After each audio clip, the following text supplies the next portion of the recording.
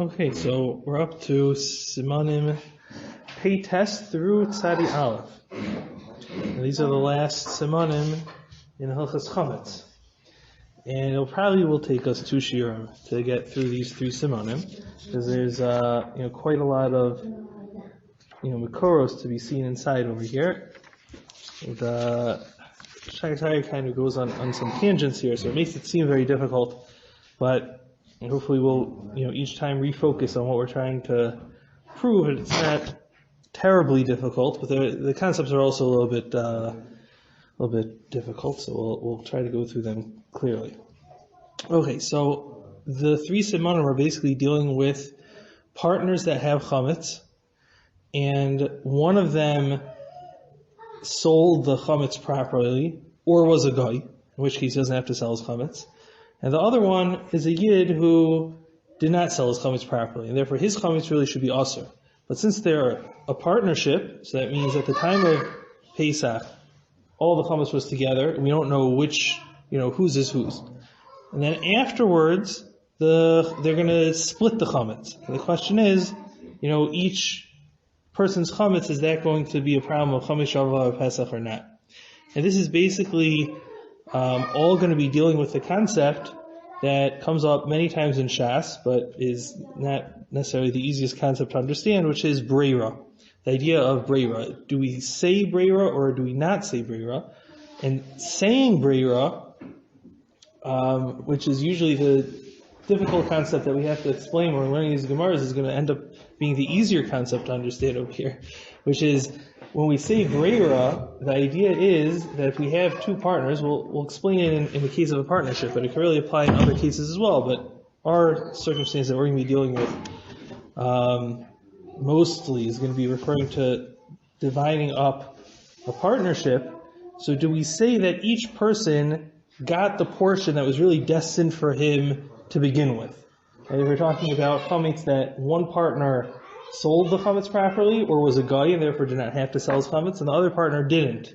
So when they split it, if we would say yesh breira, what we would say is the guy got the portion of chametz that was always his from the beginning, and therefore his chametz, of course, is going to be mutter, and the portion that the Jew who did not sell his chametz, the portion he got, that was always his portion, and therefore that chametz was chametz that belonged to a Yisrael that was not sold over Pesach, and that chametz is going to be aser.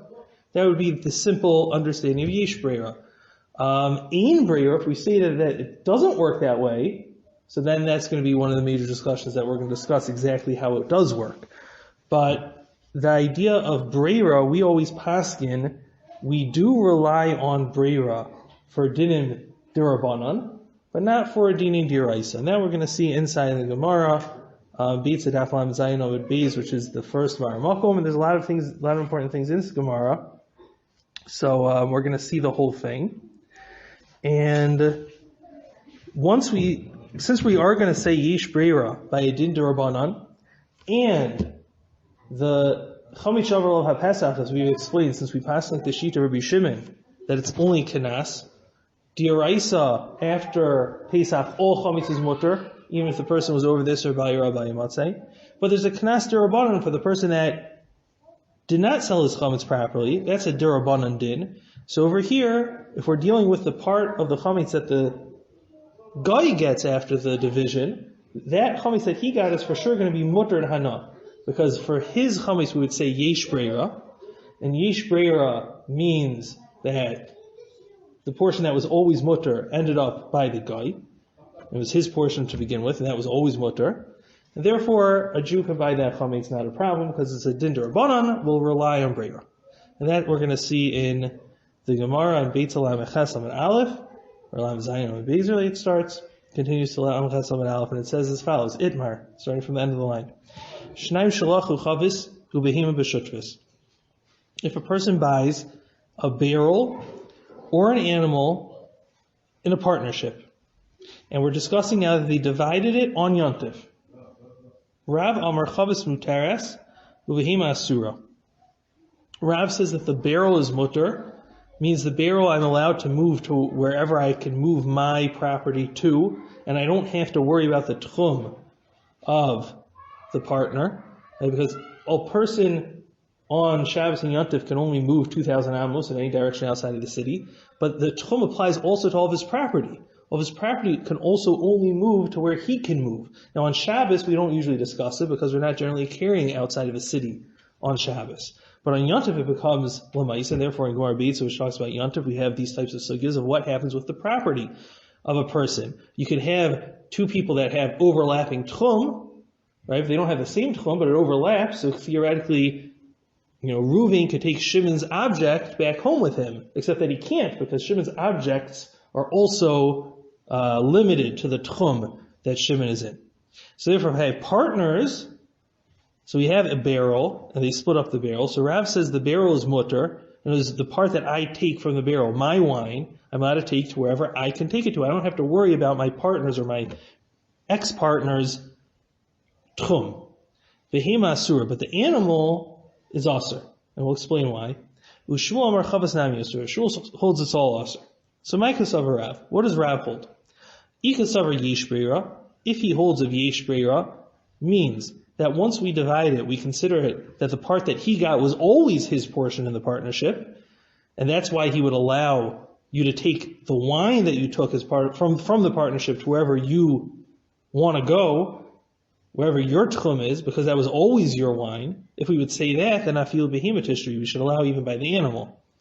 Ikasavar aim breira, if he holds of aim breira, means we don't necessarily say it's his portion that he got. Maybe he got his friend's portion, in which case he can't take it out of the tchum of his ex-partner, then afilu chavas nami asur, so he shouldn't be able to do that with the wine either. So the Gemara answers the Lom Kasavar yesh breira, really he holds yesh breira, and therefore he should allow in both cases. Vishanya behima, but an animal is different to kayanki techumim hadadi, because the techumin take sustenance one from the other. In other words, you can't divide the animal and say this half was always mine, because even the half of the animal that I take got its life source was from the other half of the animal. Whereas the whole animal together, when it was alive, was giving life to each portion, was helping the other portion stay alive. And therefore, once it's shechted and divided, you can't just say my half was always my half. It was my half, but it was only alive because of the other person's half, and therefore you can't split it up that way on Yontif. Amrli Rav Kahana, Rav Asi the Rav, and Rav Kahana and Rav Asi said to Rav, Lisser muksa lo chashashu, you're not concerned about the fact that it's muksa because it has new life force that didn't exist within it erev Yontif. Lisser tchum chashashu, and you're going to be worried about the tchum. Shasik Rav, and Rav is quiet. So we don't have an answer to this question of why he isn't concerned that it's muksa, but he is concerned for the tchum. But the bottom line is that is the way Rav holds. So my havila, what's the psak halacha? Rav Hoshia Amar yesh breira, Rav Yochanan Amar ein breira. So Rav Hoshia says yesh breira, that would be like the opinion of Rav. And Rav Yochanan says ein breira, we have to be machmer, that's like the shita of Shmuel. And then the Gemara asks, actually curious why I brought this whole Gemara, let me just scan it for a second, maybe just skip to the end.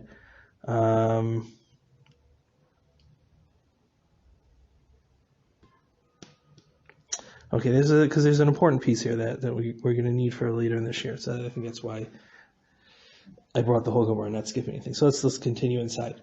V'sam Rav Hoshia yesh breira, does Rav Hoshia really hold of yesh breira? V'hatnan, we have a Mishnah. Hamis bebayis, if there's a dead person in a house, v'lo psachim harbe, and it has a lot of doors, kulan tameim, they're all tummy.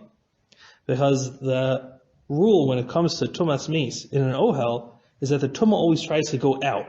And therefore, not only is everything inside the ohel where the meis is tummy, but also anything that is in the doorway where the meis is going to go out is also tummy. So if the house has many doors, theoretically the mace could go out any of those doors, so then anything in those doorways are also tamei. But if one of them is opened, hu tamei b'chulin tar, so then the open one is tamei, and the rest are tar, because then the tumah will go out only the open door. Right? Otherwise, if all the doors are closed, so then the tumah goes out through the closed doors. Right? Only if one of them is open, then it goes out through the open door, and not through any of the closed.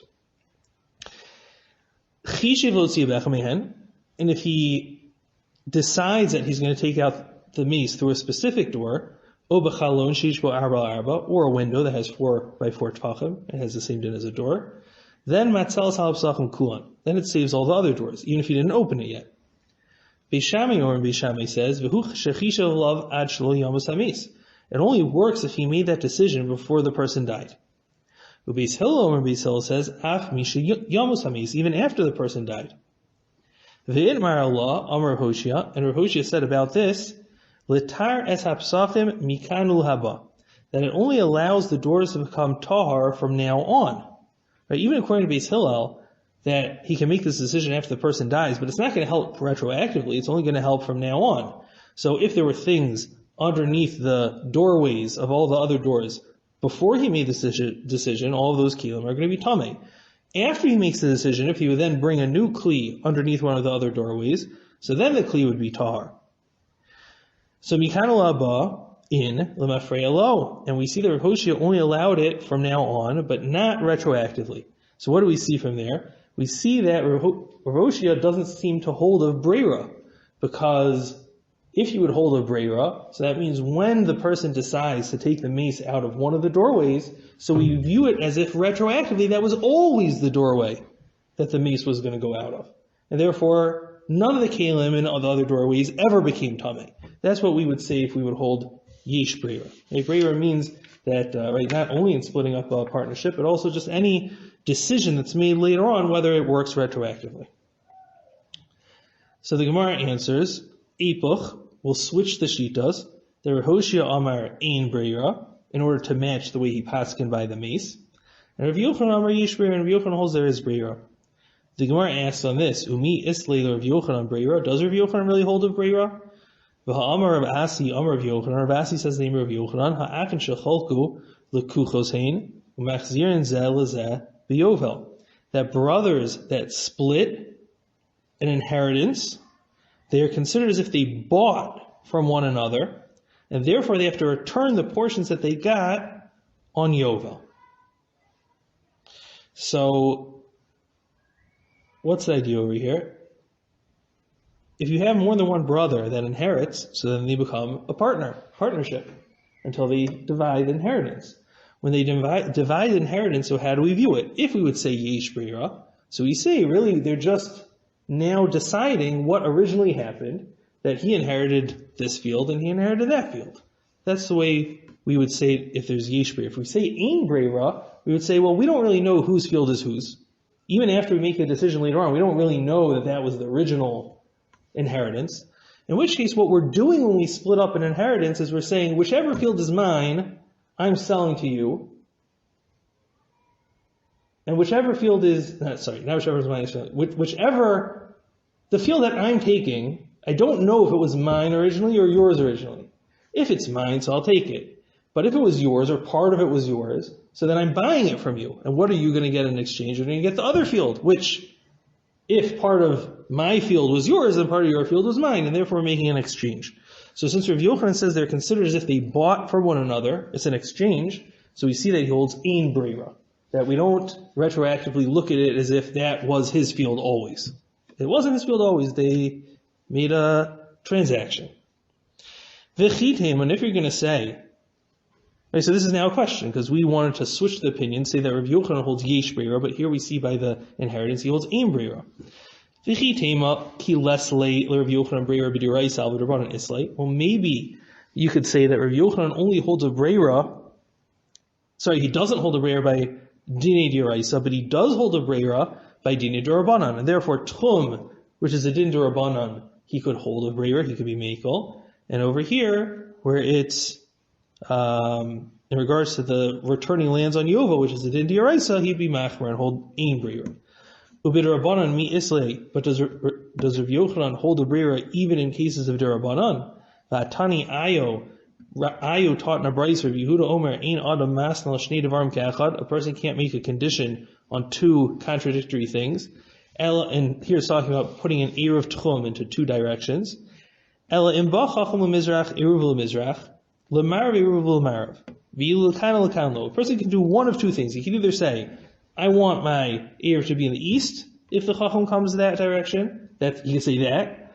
Or he could say, my ear is in the west, if the Chacham is coming to the west. But he can't say, If the Chacham's coming to the east, my ear is in the east, and if it's in the west, my ear is in the west, because he doesn't know which way it is at the time that he needs to make the Eruv. If you would hold a Breira, so I can say, I'm making a condition, and I don't know what the outcome is until the middle of Shabbos, but that's okay, because that just retroactively tells me which one is my Eruv. That would be working with Breira. Rav Yochanan doesn't allow it, even by an Eruv Tchum, which is only Derabanan. We asked about this. How come you can't make the Eruv in the two different directions? The Im Breira. Because you don't hold it, because he doesn't hold the Breira. Mizrachu Ma'ariv Nami Im Breira. Even in one direction should be a problem with Breira. But even if I say, if the Chacham comes to the east, I want my Eruv to be in the east, that means if the Chacham is not coming in the east, I don't want my Eruv to be in the east. Regardless of my Eruv in the west. I have an Eruv in the east, which I don't know whether it's an Eruv until the Chacham actually comes on Shabbos. So that should also be a problem with Breira. But Amar Rav Yochanan, so Rav Yochanan explained, Ukvar ba Chacham. We're talking about a case the Chacham already came. And therefore it's not a problem with Breira. I know exactly what I'm doing before Shabbos. Alma Leslie Rav Yochanan Breira. So we see Rav Yochanan doesn't hold a Breira. Ella, so rather, the way to explain the sugya should be La'olam lo tepach. We don't switch it around. We go to the way we originally said the shitas. There, Hoshi is the one that's makel by the splitting up the barrel of the tchum. And Rav Yochanan is the one that's machmer. V'chiles later Rav Oshia breira b'diraisa. When Rav Oshia was machmer about breira, in the case of the tumas mace, that was because it was a diraisa. But by a dirabanan, like the case of the tchum, he holds yesh breira. And darash marzutra halacha Rav Oshia.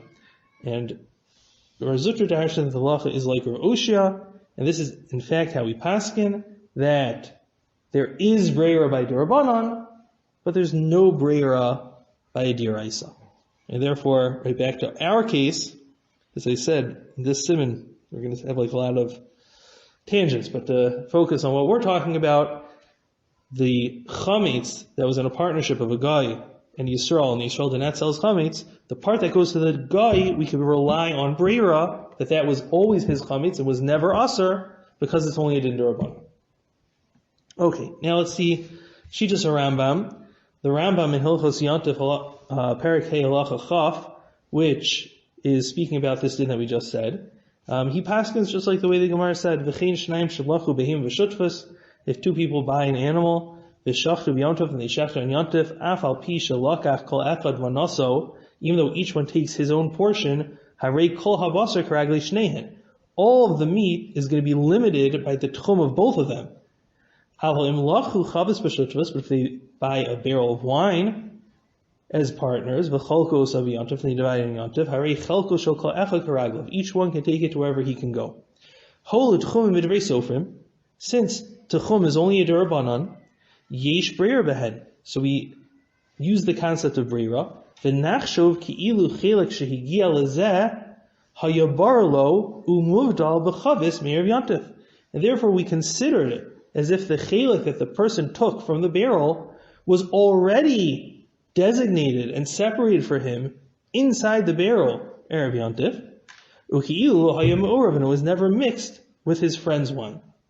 You can't do that with an animal. The part that he gets, even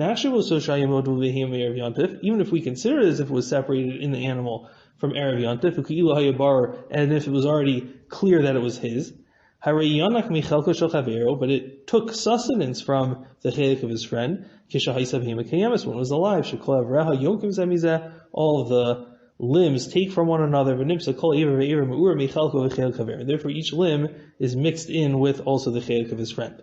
Therefore we have to be machmer. So the Rambam passes exactly like what came out from the Gemara. And we see that he holds a yesh breira by derabanan, and we know that the Rambam in many, many places, when it comes to din d'oraisa, he holds ein breira, right? Just like the Maskana of the Gemara, and the Shaggad brought one example, which is actually in Hilchas Shemitah, which is the third Mar Makom, Perek Yud Aleph, Halacha Chaf, Ha'achin shecholku, brothers that divide, kilakuchos hein, as if they bought the land, umachzirin zelazeh, chelko b'yovel, and each one has to return their chelik in Yovel. But the division doesn't get doesn't get mavotel. It's a whole discussion what the Rambam means when he says that. Also, a bechor that took 2 portions, or someone that does yibum that gets a portion of his brother. All these things have to go back on Yovel, chelik shenotal, the chelik that he gave, v'notal chelik shekenegdo, and he takes the other chelik, or I mean they re-split it up because it's considered as if they bought from one another. So here it's a din d'oraisa, he holds ein breira, and the din d'Rabbanan he held yesh breira, just like we said in the Gemara. So now the Shagas Aryeh asks a question on the Rambam, is that the Rambam seems to hold in one place yesh breira by d'oraisa, and that's in Os Daled, which is the Rambam Hilchos Avodah Zarah, Perek Daled Halach Yud Aleph, and it says there, Behema chetzia shel ir nidachas v'chetzia shel ir acheretz. If you have an animal that was owned in partnership, half by someone that lived in ir nidachas, and therefore all of his property becomes aser and hana, and half of it belongs to someone from a different city, shahaisa b'socha harezu asura. So this is aser. The Isa, but if it was a doe, shehi kain, that was in that situation, mutar, so it would be mutter. Levisha efshel chalka, because you could split it. Right, so the animal you can't split. That we already saw in Hilchos Yontif. Right, you can't split an animal. So therefore, even if we would say breira, the animal is going to be aser. Nothing you can do about the animal. But a doe, which you could split, like a barrel of wine, so it would be mutter. At least his chelak would be mutter. Now, his chelak of the doe being mutter really only works if we say breira, that the part that he takes was really always his portion, and the other half belongs to the ir nidachas. But the isser of things that were part of ir nidachas is a din d'oraisa. So the Rambam really should not be paskening in this case of ir nidachas, even though there is a Gemara that says like this, but that Gemara would be going according to the Shitas that we don't pasken like, that would hold of breira even by d'oraisa. So the Shagas Aryeh leaves us off as a question against the Rambam, right? This halacha in Avodah Zarah, why he's paskening yesh breira if we hold ein breira by d'oraisa. That was really all a tangent, right? Because what we're talking about is the chametz shavuot of Pesach, which is a d'Rabbanan, and that's clear that we would say yesh breira. Now, what becomes very not clear is what happens to the other portion, the portion of the Yisrael who did not sell his chametz. So now that we understand that by a d'oraisa we say ein breira, and by a d'Rabbanan we say yesh breira, so then it's clear that we don't, what's clear is that we're not clear about breira. Right? That's what's clear. We're not so clear about breira, because in a d'oraisa we're machmer, by d'Rabbanan we're mekel, so we view it a little bit like a suffix. That's what we're viewing it, not a little bit, so we view it as a suffix. We don't know whether there's breira or not. So by d'oraisas we have to be machmer, by d'Rabbanan we have to be mekel. Now in all the cases we've been speaking about up until now, yesh breira is the kula, and ein breira is the chumrah. That's why everything was, very clear cut, that the chumrah was always ein breira, and we say ein breira by d'oraisa, and the kula is yesh breira, we say yesh breira by d'Rabbanan. Let's say it would be the other way around. Let's say yesh breira would be a chumrah, and ein breira would be a kula. So then it would make sense the other way, that by a d'oraisa we would say yesh breira and be machmer, and by d'Rabbanan we would say ein breira and be mekel. Right? It depends what the situation is. So in all the situations we're speaking up until now, it's more of a kula if we say yesh breira, and then everything was settled the way it was originally. But in our case, it would be much worse if we say yesh breira, because then what would we say? The portion of the chametz that the Yisrael takes, that was his chametz that he had from the time of the partnership. It was already his chametz. But he never sold it on Pesach. So if he gets that portion now, it's going to be aser. So yesh breira is a chumrah for him. So if we would say ein breira, maybe we could get him a kula. And if we could, so we would say ein breira by a d'Rabbanan. Because it's not a din that by d'Rabbanans for some reason we say breira and d'oraisa is not, without any explanations, because it's a suffix. We're always going to be mekel by the d'Rabbanans. So here maybe we could be mekel by saying ein breira. Now the question is then, what exactly does ein breira mean? Because it's not so clear in the Gemara. What does ein breira mean? And can we actually get a kula from ein breira? Or maybe ein breira still would be a chumrah. Once you see the two shitas, let's say the two shitas outside, and then we'll see them inside. Just because I see that, if you have nothing to, to nothing tangible to put these concepts on, so it's getting too difficult. there's two ways of viewing Ein Breira. One way is to say that since I can't know whose portion is whose, so it's all mixed together. It's all mixed together. So when I take let's say the wine in the barrel. Let's go back to that case. I take the wine in the barrel, so that means half of the wine that I took is mine, and half of the wine is his. Because that's the way things, are all mixed up. Or do we say, it's not that I got half of mine and half his, I just don't know. Maybe everything I took was mine. Maybe everything I took was his. Maybe it's mixed. I just don't know. Right, so that's the question of how to view Ein Breira. And it's a machlokas Rashi and Tosfos, that Rashi holds that we view it as if it's mixed. And if it's mixed, you're going to have a problem with this chametz, because either I could view it like I took my portion, that would be the chumrah, not me, the Yisrael that didn't sell his chametz, right? That would be a chumrah, because then it's all aser. Or even if we would view it that it's mixed, but still half of it's aser, and it's all mixed together. So you don't have rove to be mevatel it, and it would be aser. But if you do like the other opinion, the opinion of Tosfos, which is, there's all different possibilities. So then there's a possibility that what I got in the end, what the Yisrael got in the end, was really the portion that belonged to the Goy on Pesach. And the chametz belonged to a Goy, and Pesach was going to be okay. And therefore maybe he could eat his chametz. Okay, so those are the two opinions, and now let's see it inside.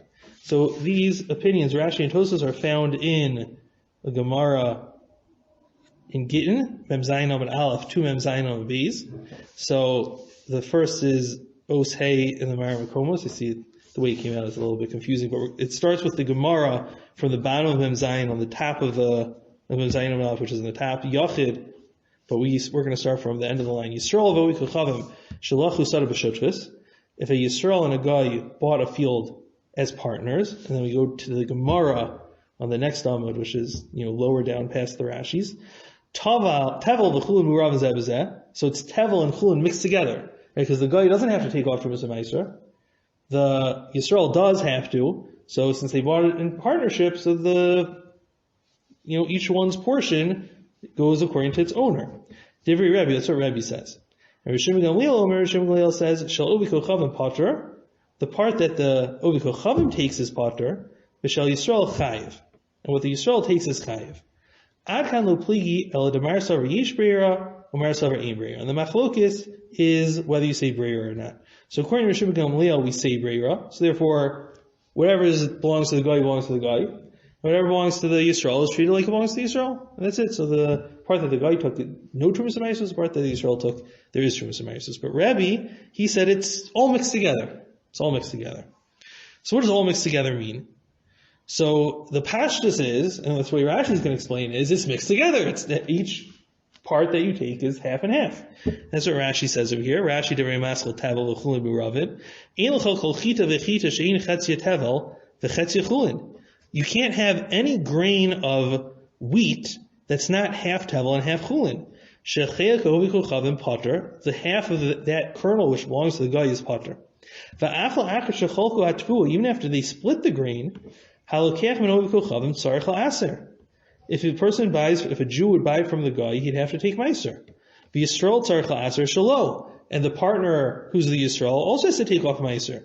Minei ubei. Now you have to take off meiser from that fruit itself. V'lo mimenu al tevel gomer. You can't take from tevel gomer, v'lo mi tevel gomer love, or from regular tevel on it, because you're going to be being mafresh parts, either from something which is chayiv and something which is potter, or something which is potter and something which is chayiv. Right? Because this tevel that we're referring to in our Gemara is really only half tevel. So if you took real tevel, that's 100% tevel. So if I take meiser from the half tevel on the tevel, so I'm taking part of things which really are not chayiv in order to pater a real tevel. That you can't do. And I can't do the other way either, to take from the real tevel to pater this, because I'm patering things which are not, part of it is not tevel. Aval, ki meiser minei ubei, but if I take meiser from it itself, meiser shalim, a regular meiser, nimsa meiser min achiv shabo, achiv shabo, so the part which I'm taking off, which is chayiv, will take care of the rest of the pile, whatever part of it is chayiv. Umin ha-patur shabo, whatever part was patur will be connected to the part that I'm leaving over, which is patur. Right, so Rashi's understanding there's an even mix over here. When I take from A partnership is considered an even mix of what used to be mine and what used to be the partners. That's the way Rashi understands the shita that holds ein breira. Tosfos disagrees, and he says as follows. Tosfos is very masterful tevel, which is osvav. Tevel v'chulun murav zevzeh. Pirush b'kuntrish Rashi explained. We're going to run through this because this is just going to quote the Rashi which we just saw. Right, each grain is half and half. Take off mice from itself. You can't use regular tevel with it.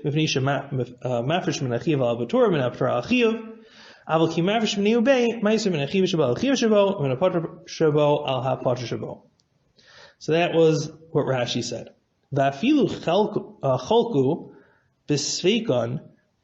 Even after you divide it, it's a suffix. The ein breira because we don't hold a breira. V'kasha. Tosfos asks on this. Come on, we're going to say later on. The kinyan peiros lav kinyan haguf dami. If kinyan peiros is not kinyan haguf, so what this is referring to, and I think we're going to see this particular Gemara also inside, but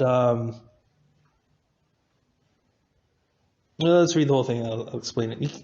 Eat kinyan peiros lav kinyan haguf dami. If buying fruit is not the same thing as owning the land, and brothers that split up a Yerusha are considered as they bought from each other, you're not going to find anyone that can bring bikurim unless he's a single son, a single child, the son of a only child, all the way back. But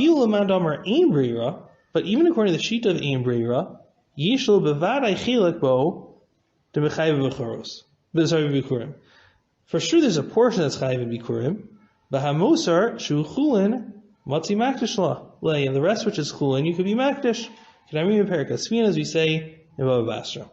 Okay, so what's going on over here is we're combining two concepts together, and we come out with a question. This Gemara itself does in the Gemara in Gittin, which we'll see inside shortly.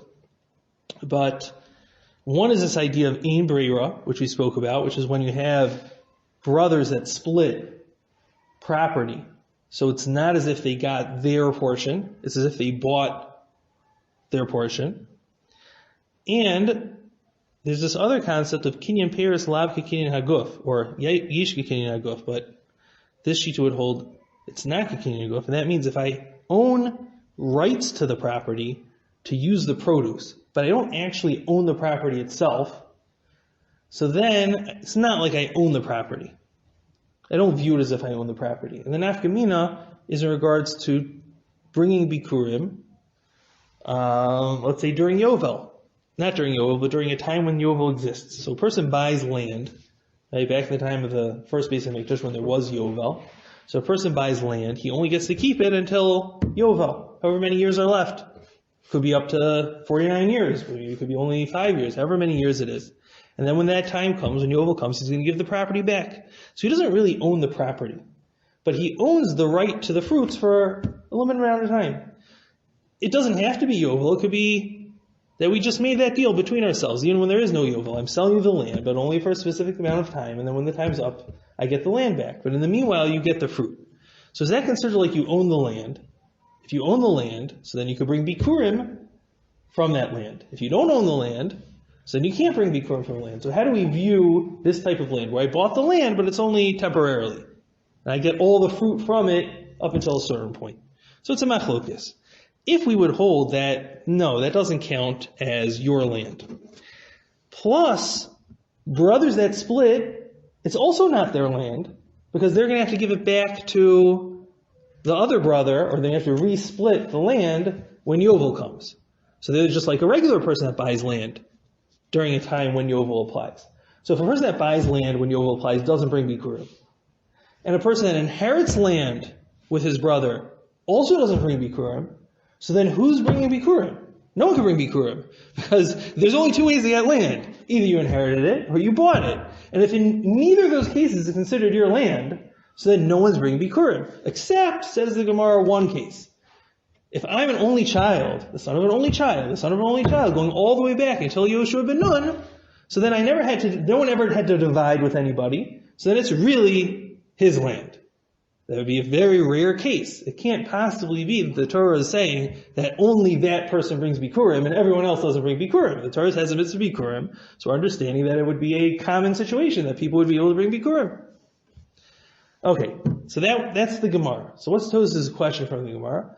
Tos's question from the Gemara is, according to Rashi, every time the inheritors, the Yorshim, split, they're getting a portion which is half for sure theirs, and half for sure that's not theirs, but they bought it.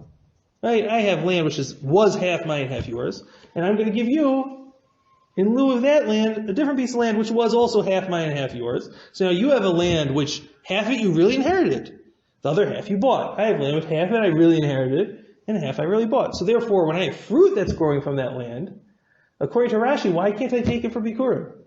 Half of it is Chayv and Bikurim. The other half is not Bikurim. So Tosa says there's a workaround. It's a Gemara in Bava Basra. So I could be Makdish, and therefore that allows me to bring it into the Azara. So I'll have to do that. You're right. People that aren't a son after son after son will have to use this trick in order to be able to bring it to the Beis HaMikdash. But there is a Chiyuv Bikurim, and he'll be able to do that mitzvah. So what's the question of the Gemara? That a Yoresh that had to split with a brother can't bring Bikurim. It's not true. He'd be Chayv in Bikurim, and he would bring Bikurim, and there's a way for him to bring Bikurim. He'd bring Bikurim like everybody else. So therefore, Tosafos says we can't understand the concept of Ein Breira the way Rashi understood. We already explained outside how he held, but we're going to see it again later. He has one more question against Rashi, which we're not going to get into so much because I was thinking to go into that whole Gemara, but the Shagas Harry doesn't really discuss it too much, and it's a little bit complicated. But we'll just try to explain it. Vod, another question. The Perek Yish Bechor and Bechoros Gabi Chamish Slaim Velo Chatzi Chamish. In a situation in the sugya where we say that there's a chiyuv to give 5 slaim to the kohen, the father of the Bechor has to give 5 slaim to the kohen, but not half of 5 slaim. So we say over there, to Kli Alma Islu Rav Asi. Everyone holds like Rav Asi, the Amr that says Ha'achin Shecholku Mechsa Yarshim Mechsa Lekuchos. Brothers that split are considered half Yarshim and half buyers, which is because Rav Asi has a suffix whether we say Breira. So for half of the inheritance, we'll view it as with Breira, as Yarshim, and the other half we're going to view as Lekuchos, meaning Ein Breira. Mashma, and the implication there is, Aval I Lekuchos Hein, if they were complete Lekuchos, means Ein Breira, Peturin, then they'd be Pater, Afilu Madamar Chamish, Vafilu Chatzi Chamish. Even according to the opinion that says that you can give half of 5 slime. Dafilu Chatzi Chamish Leka, because there's not even half of Chamish. Okay, so I'm going to try to explain this.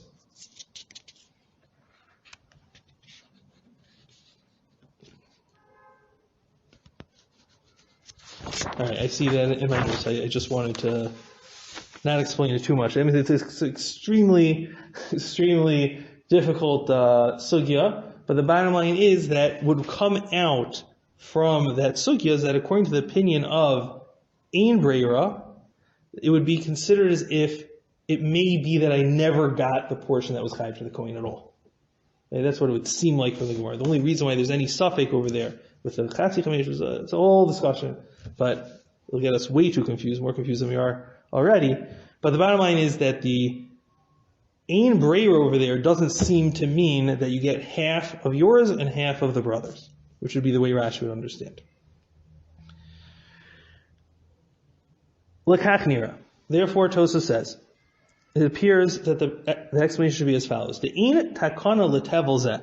The reason why, this tevel that we're talking about in our Gemara, where it used to belong to a partnership between a Nachri and Yisrael, and now they split it.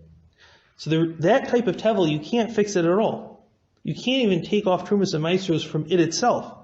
They came into Ein Breira, since we say Ein Breira, Shema higia lo kol chalko she'ovi kol chavim.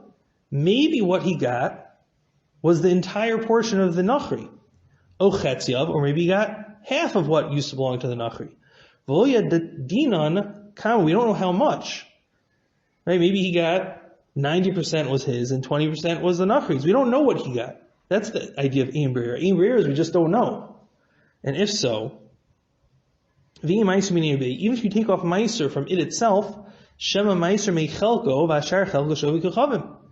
Maybe the part you took for meiser was tevel, because that was the part that originally belonged to the Yisrael the whole time, but the whole rest of the fruit was really in the portion of the guy. Oh, ifchor, maybe it's the other way around. Maybe the part you took off belonged to the guy, and the rest always belonged to you. Oh, mitzaso, or maybe it's half and half. You don't know what it is, so you can't possibly take off trumas and meisers. Umihu yochel ataknan. Tosfos does say there is a way to be misaking it. Sheyafar shalom yokom acher. You could take off trumas and meisers from somewhere else. Whereas I could take regular tevel and take off trumas and meisers from that. But now the problem with that is the part that I'm giving to the kohen might still be tevel if all of my fruit was shel nachri to begin with. So then the meiser I took off wasn't meiser.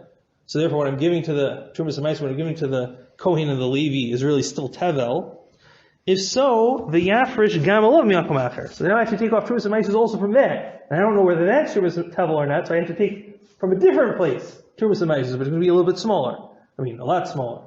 Right? So if I took off, let's say 10% of my first produce, so now this trumas and meisers, which is a total of 10%, let's say, is maybe tevel, maybe trumas and meisers, I don't know. So I'm going to take 10% of that amount from a different pile, and you can keep doing that. The average gam alav milcham acher v'achron achron mekulkol, and the last part that I take off is always going to be messed up, and it's always going to be, I don't really know whether it's trumas and meisers or whether it's tevel. Ashal yishor kimat, and I could just keep doing that until that part that I have that I don't know what it is a very small amount, and then I'll throw that away. V'chol ha'meisers v'atrumos yitnu l'kohen ha'levi, and then the rest I can give to the kohen ha'levi.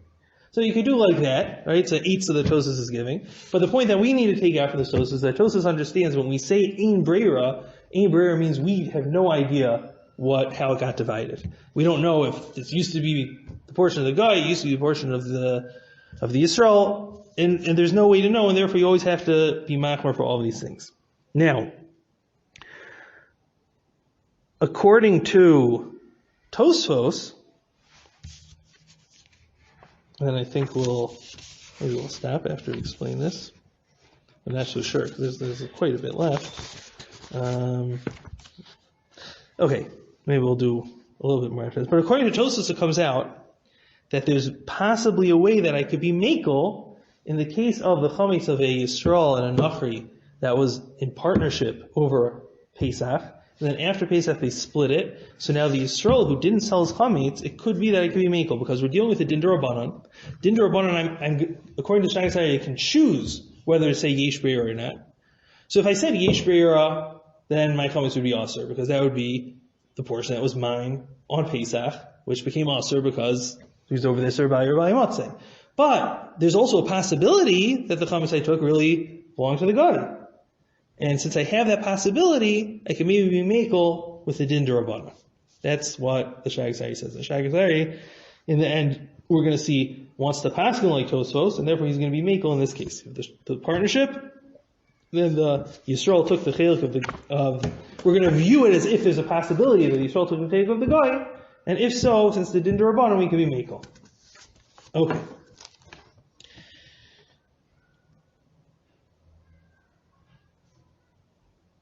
I think we have to stop here because the next piece is going to be very long. And okay, so we'll continue. B'ezras Hashem, what we're going to be discussing in the next year, just as a heads up, is we're going to be discussing basically the questions that Tosfos asked on Rashi, right? Figuring out, can Rashi answer these questions? Are there valid questions against Rashi? Maybe we'll have also a question against Tosfos, and then we'll have one more din. That's what we're going to be speaking about next week, B'ezras Hashem.